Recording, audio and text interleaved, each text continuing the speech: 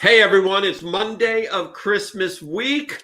I'm here with my friend Carolyn Maul for I'm sure will be a thrilling Litvak Leadership Live. Carolyn is obviously traveling. She called me a few minutes before we started and said, I need to do this in my car. And I said, yes, I have done the show in my car also. So Carolyn, welcome to Litvak Leadership Live. How are you today? Thank you, Sean. I'm actually really excited to be here. I'm actually excited to be sitting still. I'm excited to be talking to someone who I can see. Yes. And yeah, and really, so I am sitting still and everything is fine. And you guys can be entertained by the cars passing by because I am parked in the cell phone lot. There you Um, go. So now you're traveling from and to where? Without so, the story, just from and to. okay, fine. But there's such a great story. I'm Yeah, but it'll traveling. take half an hour to tell the story. Okay, So, fine. Fine. Okay, see, he knows me. I'm traveling from Charlotte, to be honest, to LA, but I'm gonna land in LA for like 10 minutes and then I'm heading back east in a car. okay. So it sounds like a good way to spend Christmas week. Well, I get to go see my son who lives in Flagstaff, and I get to go see my mom who lives in Ohio. I haven't seen my mom in almost 5 years.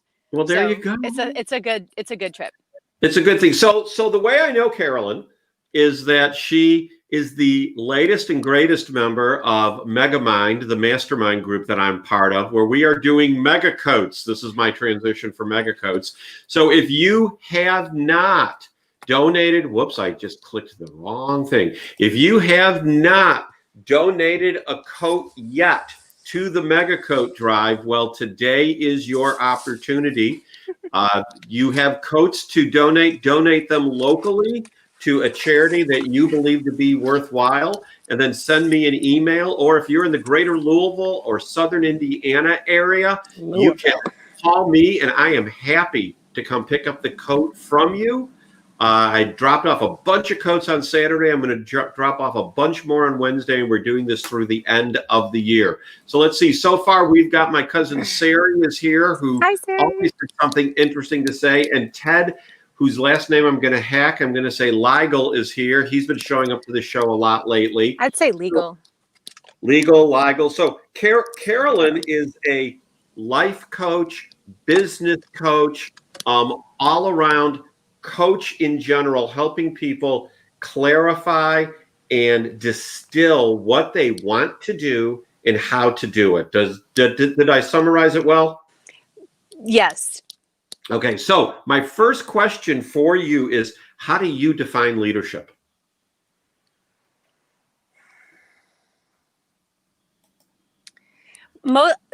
Sean, most of it is being able to lead from example.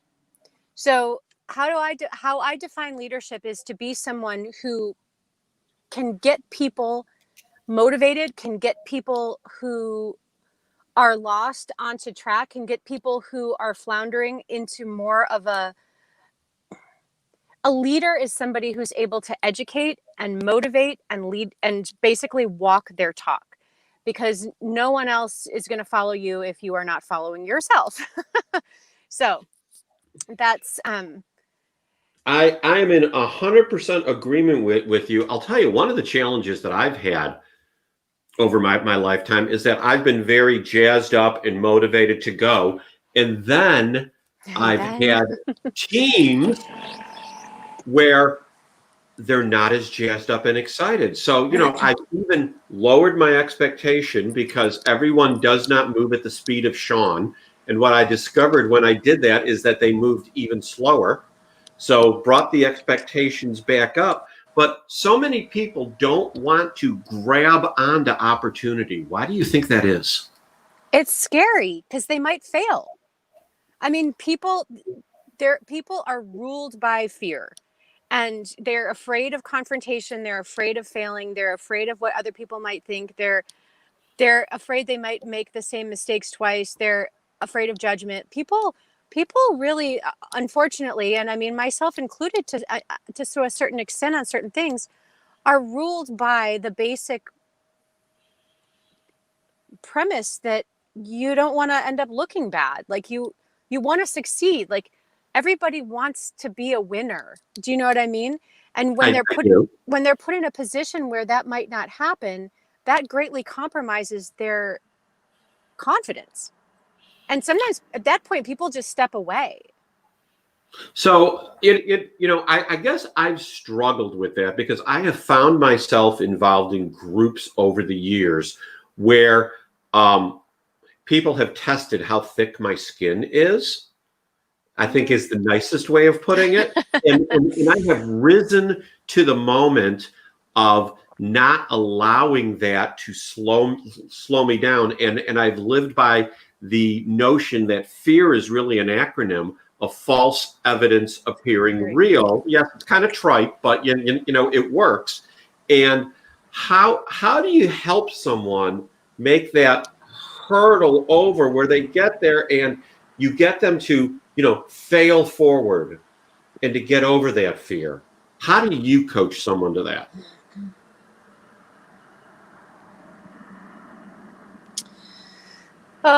Well, there's so many different levels of this that's not an easy question. That is not a simple question, nor is it an easy question. No one said Litvak leadership was an easy, simple show. So here's my thought on this whole thing. When people have, in order to coach someone past the hurdle of fear, they need intrinsically to A, know that they're worth it, and B, know that they can. And a lot of this I have found in my experience comes in early childhood, like people who have been parented a certain way, who have been talked to a certain way, who have certain experiences in early childhood are much better at moving forward and moving past that fear barrier of I might fail. Other people have been scolded, they've been punished, they have excessive shame and blame that's already like holding them back from other places in their life. And you can't do a darn thing about that in business. So part of it is understanding who you are dealing with. So as a leader, you have to understand exactly who you're dealing with and exactly what strengths they have and how to actually encourage those people in a way that they are able to start to see themselves differently. It's almost like parenting someone to a certain extent. Oh, absolutely. Yeah. So how do you know that person? And of course, there's the whole like Myers-Briggs and tests out the wazoo, which are very, very prevalent in corporate culture, as we all know. Right. And what's so funny is that every time I'm asked to take a Myers-Briggs test for anybody else, it basically comes back like, she is not hireable. Like, she is not employable. Like, she is an entrepreneur and she is going to be able to, she just, So may I talk about one of the programs that I have? Please do. Okay. Because there's a lot of people who feel lost. And so part of the premise of this show I saw that you wrote earlier was to be able to find your way in 2021. Like, who are you? What are your strengths? And what should you be pursuing? I loved this question because immediately I have a 4-week program that I do with people. It's called Create Your Future Self. Like, no kidding, create your future self.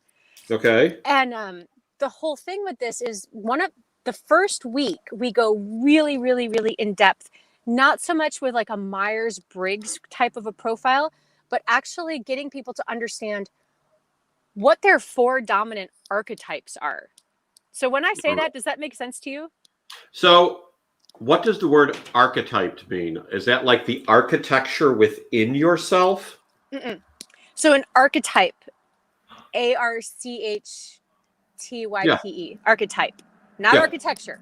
Right, I understand archetype, that. Like so there are certain archetypes that have been present in. Hang on, planes. There are certain archetypes that have been present in human society and human culture since the dawn of time, spanning every single continent, every single culture. Things like the king archetype, the queen archetype, the shaman archetype, the artist, the intellectual, the anyhow. Is that kind of like Myers-Briggs though? Kind of.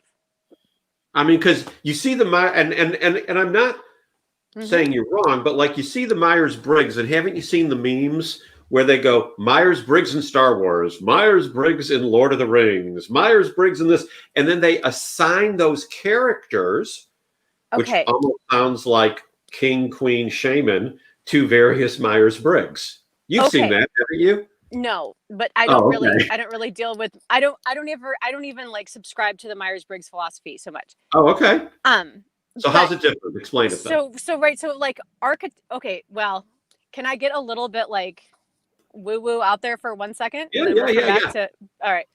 So there's a woman, her name is Caroline Mace, Myss is her last name. And I've been studying her work for years and years and years. I got my master's degree in holistic nutrition back in 2006. And during my master's degree program, I studied a lot about people's intrinsic ability to heal or intrinsic ability to not. And why do people heal and why don't they? And And you're talking about emotionally healing. can you say that one more time? You're talking about emotionally healing, not physically healing, but emotionally. Emotionally. I am talking physically. Oh, okay. I'm Go on absolutely then. talking physically. Okay, got it. So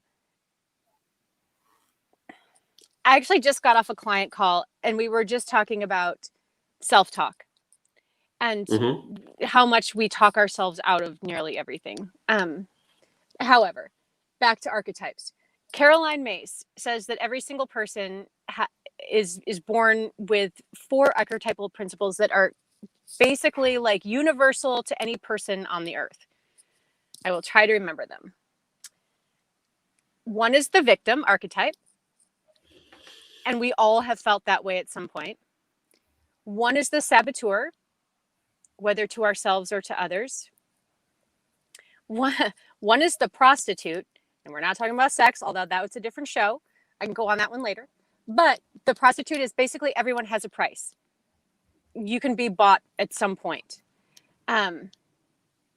So it's the victim, the saboteur, the prostitute, and there's one other one that's escaping me at the moment, but it'll come back to me.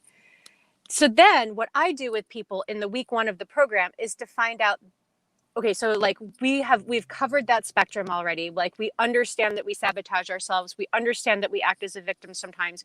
We understand that we are ruled by external variables. But then who are you?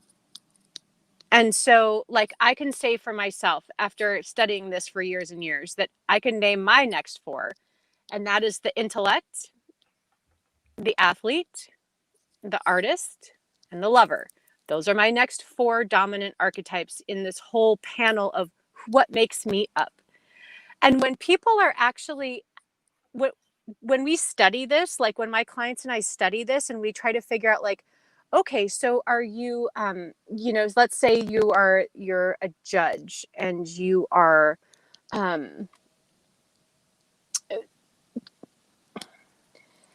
you have to kind of figure out your strengths. Sure. Not so much Myers-Briggs, like, are you an introvert, extrovert, or are you, like emotionally based or intellectually based? However, it's what are you drawn to? What are the proclivities that you have always had? What games did you like to play when you were a kid? So this leads to a question by Randy Chafee, where he says, do you find some folks do not expect success? This seems to lead to the fear you talk about. How do we get people to expect to win? That's a great question, because first of all, you have to figure out why they don't expect to win. And this is a story that they have in their mind. And so as a life coach and someone who actually coaches people through the hurdles of success, you have to be able to get someone to trust you to a certain extent where they're able to tell you the story. And sometimes it takes a really long time. Like I'll never forget, I had one client of mine, and she was with me for on and off for like 2 years. Okay. She just wanted to lose weight. She wanted to be healthy. She wanted to lose weight. She's in her late 50s. She's always got those last 5 pounds. And in the meantime, we've got her kids. Her daughter's getting married. Her husband is retiring, blah, blah, blah, blah. 2 years. 2 To years. lose 5 pounds. 2 years into the process. Yeah.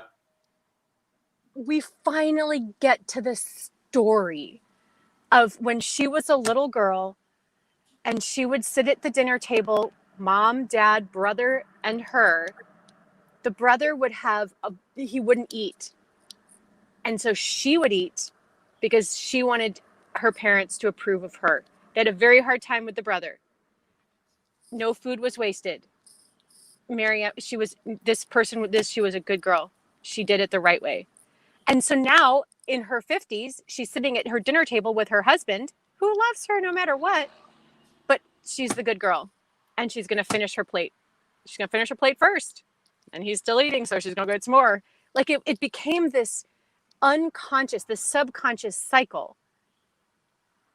And that was really the whole thing that needed to be broken. It had nothing to do with what she was eating or how much she was exercising. It had to do with this mental idea of I will be accepted and I will be loved. Interesting. Okay. So let me ask you just on an off ramp kind of, who is most inspirational to you leadership wise that gives you insight into leadership? I can actually just say right off my Simon Sinek, I think, is one of my like top 3 people who I love to listen to. I love to listen to his TED Talks. I love to hear him speak about leadership. And so, because so much of it too is, how he has the talk about you start with the why. But what he talks about is really, really as a leader, how are you making your people feel? Because at the end of the day, your people need to feel wanted, they need to feel heard, and they need to feel unique, and they need to feel substantial. And if you're not allowing the people underneath you to feel like they have value, they're not just a number, they're not just in a cubicle, you're not gonna, that's not leadership. So I'll tell you, I mean, I have always been, well, not always, but for years I have been one that doesn't really embrace the word feel, because feelings lie. Okay? Feelings change. Feelings change and feelings lie, as opposed to looking at fact and responses and outcomes. So how do you balance those two? Because you seem to be a little bit more on the feeling side, where I am definitely not. Yeah. So, but and I want to grow. I want to be more than I was. I've gotten much more. I have gained an emotional intelligence over the years. I've realized that it takes people longer to realize the intelligence that is me and in front of them. No, I'm just kidding. But understanding that everyone doesn't feel the same way. But how do you help people to not necessarily allow themselves to be ruled by feelings, but look at facts and look at expectations and leave feelings behind? And that is so, there again, once somebody figures that out, most people's problems will be solved. That's called psychology. So part of the thing is like, there again, I was just having this conversation with a client, and he was telling me about the reasons that he's not exercising, the reasons he's not doing this, the reasons. And I said, all right, well, like, let's just take a step back for a second and remove ourselves from emotions and remove ourselves from the story from when we were in high school and actually just look at facts. Like, let's look at the facts. And I said, you can even do a scientific experiment with yourself. You can do a scientific experiment about what time you eat, what time you exercise, how long do these things take? If I asked you to do something for 14 days or 21 days, are you able to do it or not? And what is the main, what's the excuse? Let's talk about the excuse. So that's coming from a coaching perspective, but as anybody who's listening to this knows, we all have our main excuses for not doing what we say we're going to do. Sure. All right. So what's the basis of the excuse? It's usually not based in fact. It's usually based on emotion. Everything is figure outable. Well, or lying to yourself, or fear, like you said, or not, self-sabotage, so you don't have to accidentally not do well. Yeah. People And then, will self-sabotage. and then play the victim. Yeah. It happened. Like you see it over and over and over and over. I do this whole talk about stress too, like the 4 levels of stress and stress management, because there's actually 4 different kinds of stress. Like I said, this talk takes a good 45 minutes, but to say, So what are the 4 levels of stress? okay, so the first and most rudimentary, like coming and going, is called eustress. It's spelled EUSTRESS. And eustress is like the kind of like adrenaline based stress. Like you're riding a roller coaster, you're having a baby, you're running a race. Like it is a very short lived, very intense, like it's going to be over in a second, or an hour. But that kind of stress it's adrenaline based. It makes you feel alive. It's like actually pretty healthy. Like you want those kind of stresses. Then the second kind of stress is acute stress. And so acute stress is something that actually has a deadline. So you're working on a project, it has a deadline. You've got finals coming up for college, those have a deadline. There's a light at the end of the tunnel. The third kind is episodic acute stress. And the people who do this the most are the people we call drama queens. And the drama queen is all, where I lost my keys, where's my wallet? Can you believe this happened again? It's always something. And these are like the very energy draining people to be around, but imagine being them. So would that person be the person that when you go out to dinner, they always find a fly in their salad? Knew a girl in college like that. I could predict when a group of us went out to dinner with our dates, she would start screaming, and her boyfriend would eventually go, stop it, not tonight. And she always found a salad, fly in her salad, because she wanted it for free. Yeah. And it's very taxing to be around, right? Oh, horrible. Okay, so what's number 4? Chronic stress. And this is the worst kind, and this is the kind that leads to disease. And chronic stress is the kind of stress where you wake up in the morning and you do not see a light at the end of the tunnel. And chronic stress is having a child with a debilitating disease that has no cure. It's living with your parents who have Alzheimer's. It is feeling so stuck and so mired in your responsibilities that you take. I've seen so many examples of this, even from being in a church where you have a falling out with the leader of the church. And then, you know what I mean? Like there's a lot of cases of chronic stress. So figuring out carrying on from that, although I'm not teaching this class today, but carrying on from that, there's like 4 A's to manage stress. Okay. And going all the way from, avoiding it. Like, can you avoid your morning commute? Like if you hate it, if it's causing you stress, like there's another way to get there. To being able to reframe things in your mind. And this runs the gamut all the way into acceptance. And there are some things that we just simply have to accept. And like what? Sometimes we just simply have to accept the circumstances that are put in front of us. There is no way that we can change them. We cannot change the stock market. We cannot change the weather. We cannot change someone else's religious beliefs. There are certain things that we cannot change. And we must get to the point where we can accept those things and not take them personally and move forward, finding a different way to look at a situation and a different way to be able to grow into a better person. For me, the idea of acceptance is intrinsically linked to forgiveness. Acceptance is linked to forgiveness. Sure, that makes sense. And a lot of times it starts with forgiving ourselves. Absolutely.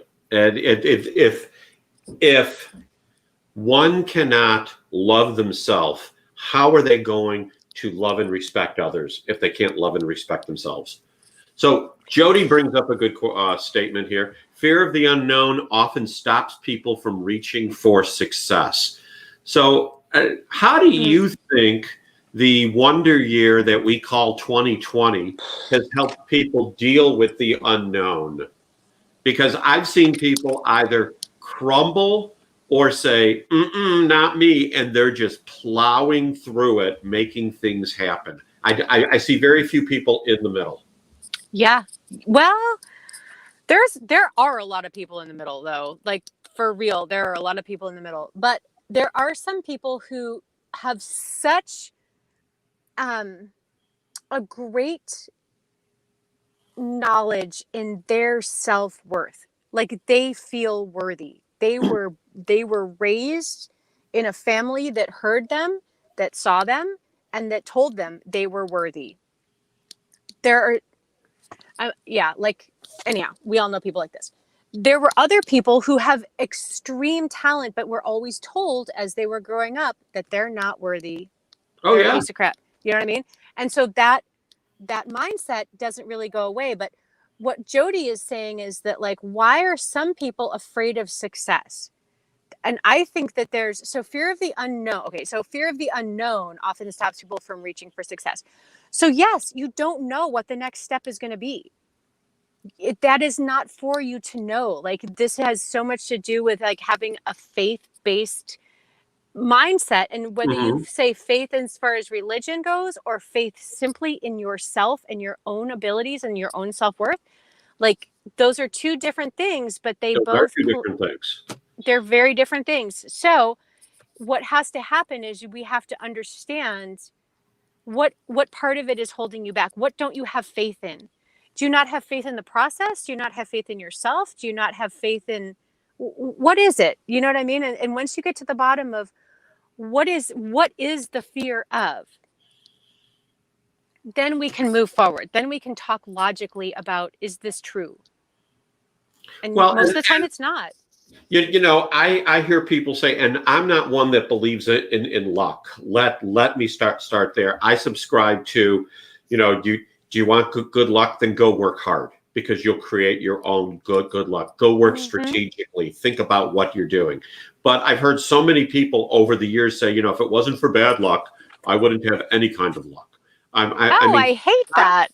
How do you help someone overcome that kind of potty mouth mindset that they're even willing to say things like that publicly?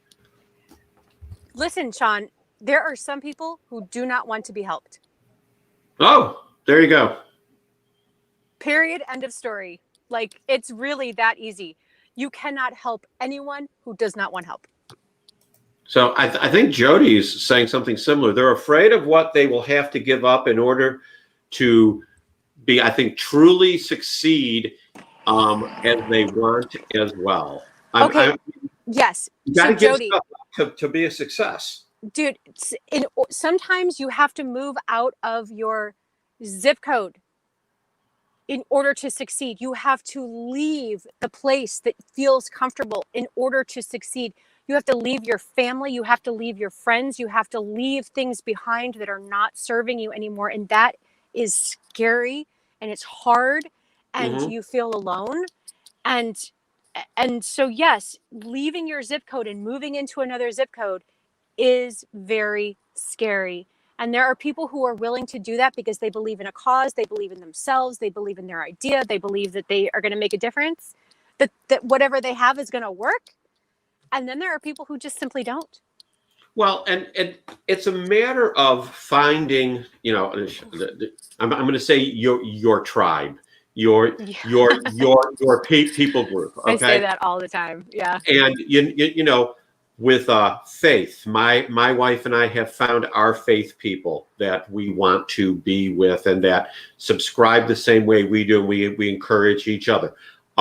As far as professionally, business wise, the Megamind Mastermind group is my people that, you know, it's funny because I had told the group at one time, I said, you know what, most of my life people have said to me, what is with you? And I go, you guys get me. And I had people in the group say to me, yeah, people used to ask me what was wrong with me too. So it's a matter of finding those people that, you know, will show you you're not crazy and that you should go forward with your ideas. So, go ahead. And sometimes they're in a different area. They're in a different zip code. Oh yeah. Like, you know what I mean? Like sometimes they're not your closest friends. Sometimes they're not even your family. Like you have to go find your people. Yes, yes, yes, and yes. So final question, because we've gone 30 minutes shockingly already. Honey, I could do this all day. What advice do you have for everyone as they continue on their leadership journey in 2 minutes or less? 2 minutes or less. As you continue on your leadership journey, how are you going to be able to get people to see that? How are you going to be able to get your people to look in the mirror and see themselves as you see them? Because you have to see them as successful already. Otherwise, they wouldn't be on your team. So when you look at someone and you can see their strengths, you can see who they are as a person, how can you get them to look in the mirror and see themselves as you see them, which is successful, especially if they're part of your organization. That is profound. Thank you for being on the show today. What a statement at the end and everything in the middle too. But that's great. Okay, thank you. That's true. That's true. Very much true. Very, very much true. So everyone, Carolyn Maul, get in touch with her, Carolyn at carolynmaul.com. She works with people remotely. Send her an email and schedule a meeting with her, and she can tell you all that she can do for you business coach-wise, life coach-wise. Hey, don't forget about the mega coats. We're doing this until the 31st of the month. I got people bringing coats to my door every single day. Watch out, Eric Bam. We're going to see how many coats we all can collect. This has been Litvak Leadership for you today. We'll be back tomorrow with a short week. You don't want to miss any episodes this week. Everyone have a great day and be blessed.